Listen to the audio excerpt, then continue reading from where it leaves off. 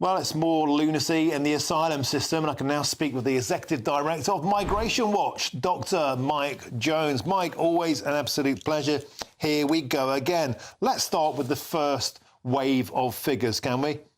62,000 set to be waved through of the backlog, which currently sits at almost 119,000.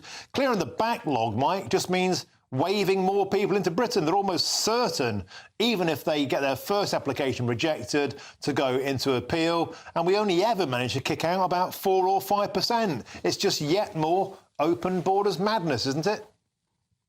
Well, essentially, it's a de facto amnesty. And that's how Labour is going to deal with the situation. The fact is they're not going to amend the Human Rights Act. They're not going to leave the ECHR.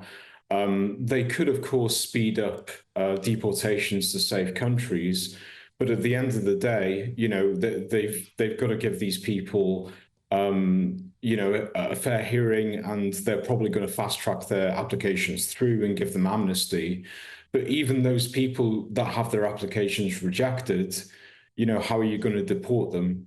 I mean, I'm sure a small trickle will be sent back to their countries of origin, but at the end of the day, you know, it's a de facto amnesty. And Mike, the refugee camps are saying, oh, don't worry, it's only 3 out of 10 coming to Britain now via small boats. But the fact of the matter is the numbers are at an all-time high. So it's now 27,509 crossings in 2024 compared with just over 26,000 this time last year. So the overall number is going up, even if the percentage of small boats is going down. But that takes us to the next stage. They're going back to basics, going back to stowing away in trucks, in lorries, in vehicles coming over the channel or under the channel. That way, with all eyes on Calais, they're now simply going back to the ports.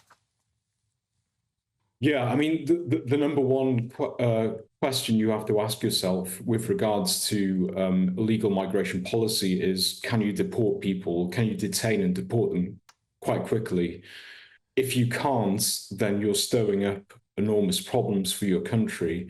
So, you know, people can overstay visas. They can be on short-term or long-term visas and not go back. They can, you know, come through clandestine means, through the back of a lorry, as you pointed out, or they could come across the English Channel. But the fact is, if you can't deport them, then the pull factor remains. More and more people will come. And, you know, yes, you can fast track these people through the system and give them asylum, which is not what the British people want.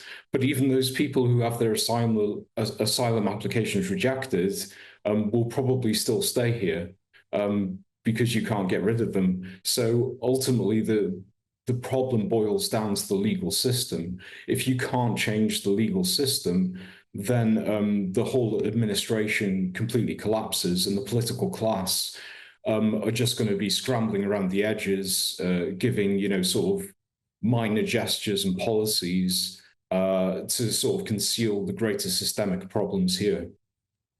Yeah, another day in the madhouse and another day where the lunatics have taken over the asylum system. Thank you very much for joining us. Always a pleasure.